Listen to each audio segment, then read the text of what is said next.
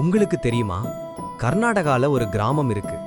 அங்க பூனைகளை சும்மா செல்ல பிராணிகளா பார்க்க மாட்டாங்க, அத கடவுளாவே நம்புறாங்க. அதுதான் மண்டியா பக்கத்துல இருக்கிற பெக்கலாலே கிராமம். தொடர்ந்து பார்க்கறதுக்கு முன்னாடி நீங்க இந்த மாதிரி இன்ட்ரெஸ்டிங் விஷயங்களை தெரிஞ்சுக்க ஆசைப்பட்டீங்கன்னா மறக்காம லைக் பண்ணுங்க, சப்ஸ்கிரைப் பண்ணுங்க, அப்புறம் அந்த பெல் ஐகானையும் அழுத்திடுங்க. பெக்கலாலே கிராமத்து மக்கள் பூனை தான் மங்கம்மா தேவியோட வடிவம்னு ரொம்ப ஆழமா நம்புறாங்க.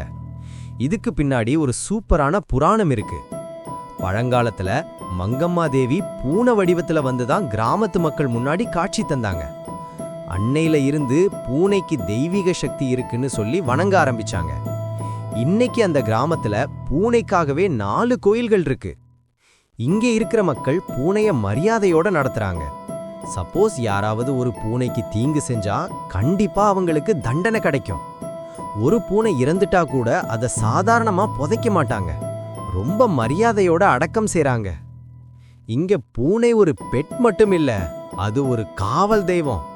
ஓகே ஃப்ரெண்ட்ஸ், இந்த இன்ஃபர்மேஷன் பிடிச்சிருக்கும்னு நம்புறேன். அடுத்த இன்ட்ரெஸ்டிங் வீடியோல சந்திக்கலாம்.